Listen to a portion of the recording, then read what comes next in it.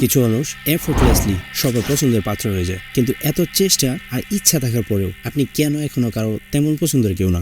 যার জন্য সব কাজ ফেলে ছুটে চলে আসছেন তার হেল্প করতে, সেও আপনাকে মন থেকে পছন্দ করেন। সে জাস্ট আপনাকে ব্যবহার করে যাচ্ছে তার নিজের স্বার্থের জন্য। এই সব কিছু আসলে কারণ কি? কেন এত প্রচেষ্টার পরেও সবাই আপনাকে তেমন পছন্দ করছে না? এই সব কিছুর উত্তর পাবেন এই ভিডিওতে। আসসালামু আলাইকুম। সারফেস লেভেলে হয়তো বলবেন I don't care what people think about me, মানুষ আমাকে যা ইচ্ছা তা ভাবুক, I don't care. But deep inside প্রত্যেকটি মানুষের বেসিক নিড এটা। ভেতরে সবাই চায় মানুষ তাকে ভালোবাসুক, তার ব্যাপারে ভালো ও সুন্দর ধারণা পোষণ করুক। আর এটা আমরা মানুষদের ন্যাচারাল বিহেভিয়ার, কিন্তু আপনি জোর করে কার কাছে ভালো হতে পারবেন না। এটা সামনের পার্সনের রুচির উপর ডিপেন্ড করবে যে সে কেমন পার্সোনালিটি লাইক করে। তবে এমন কিছু বিহেভিয়ার বা কাজ আছে যেগুলো সবার কাছেই অ্যানোয়িং অ্যান্ড এম্বারেসিং লাগে। হয়তো কেউ আপনাকে বলবে না, কিন্তু পেছনে সবাই ডিসলাইক করবে আপনাকে। সো এই ভিডিওতে এমন 6টি বিহেভিয়ার বা কাজের কথা বলবো যেগুলোর কারণে হয়তো আপনি এখনো তেমন লাইকেবল পারসন না। Number 1, you are too extreme.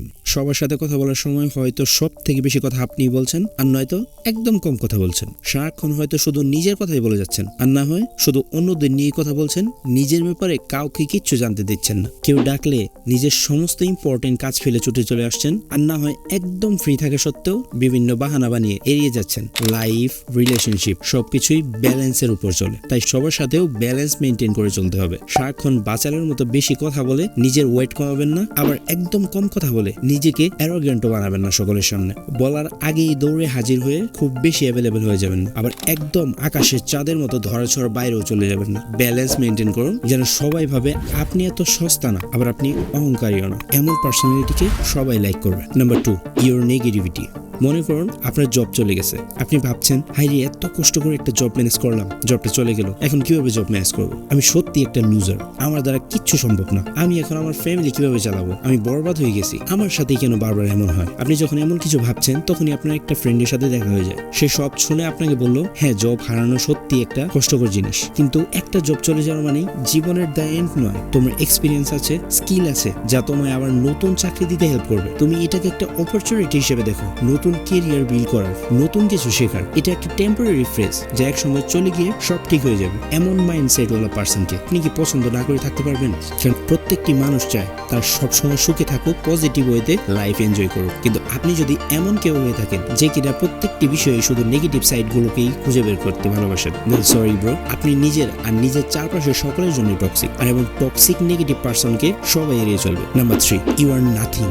একজন মানুষ হিসেবে আপনার কাছে এমন কিছু থাকতেই হবে যা মানুষ জাতি আর পৃথিবীর প্রয়োজনে আসে। পৃথিবী চলেই গিভ এন্ড টেকের উপর। আপনার কাছে যদি এমন ভ্যালু থাকে যার দ্বারা সামনের পার্সন হেল্প পেতে পারে, তবে আপনাকে লাইক করার, আপনাকে ইম্পর্টেন্স দেওয়ার প্রবাবিলিটি বেড়ে যায়। একজন বাবা যদি নিজের ফ্যামিলির নিড ফুলফিল করতে না পারে, ফ্যামিলিকে প্রপার সিকিউরিটি দিতে না পারে, তবে সেই বাবা কখনোই তার ফ্যামিলির কাছে একজন লাইকেবল পার্সন বা লাইকেবল ফাদার হতে পারবে না। এই জন্যই বাবারা নিজের কথা পরে ভেবে ফ্যামিলির প্রয়োজনকে ফার্স্ট প্রায়োরিটিতে রাখে। So be something, gain value. যতক্ষণ পর্যন্ত আপনি নিজেকে ভ্যালুয়েবল না বানাবেন, কেউ আপনাকে ভ্যালু দেবে না, লাইক করবে না, ইম্পর্টেন্স দেবে না। Number 4, you don't care. আপনি যদি সবার সাথে এমন বিহেভ করেন যে অন্যদের অপিনিয়ন বা অন্যদের ভালো বা খারাপ লাগায় আপনার কিচ্ছু আসে যায় না, দেখেন সবাই আপনাকে অ্যারোগ্যান্ট মনে করে এড়িয়ে চলবে। অন্যদের লাইকেবল পার্সন হওয়ার আগে তাদের অপিনিয়নকে রেসপেক্ট করতে হবে। অন্যদের বোঝাতে হবে আপনি তাদের লাইক করেন, তাদের মতামত, তাদের ভালো বা খারাপ লাগার ভ্যালু আপনার কাছে আছে। তারপরেই সবাই আপনার প্রতি অ্যাট্রাক্ট হবে,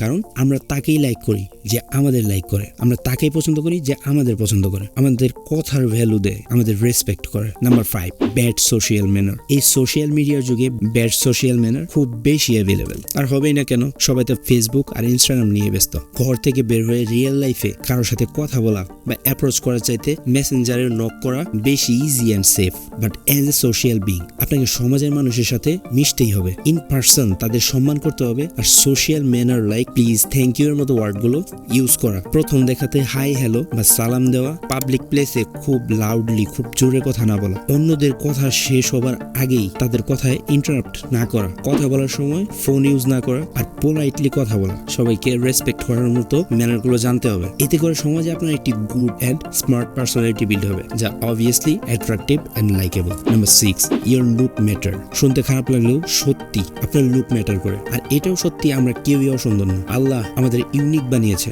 আমরা আমাদের অ্যাপিয়ারেন্সকে চেঞ্জ না করতে পারলেও ইনহ্যান্স করতে পারি। এক্সারসাইজ করে বডি শেপ ইমপ্রুভ করা যায়, সুন্দর হেয়ার কাট দিয়ে ফেসিয়াল লুক ইমপ্রুভ করা যায়, হাইজিন মেনটেন করে clean and fresh look improve করা যায়। মানুষ আপনার সাথে কথা বলার আগে আপনাকে দেখেই আপনার ব্যাপারে একটা বেসিক ধারণা তৈরি করে নেয়। আপনি যদি এমন কাউকে দেখেন যার হাতের নখ বড়, জামা কাপড় ময়লা, মাথায় আওলা জ্বলা চুল, তাকে দেখে আপনার মনে কি আসবে?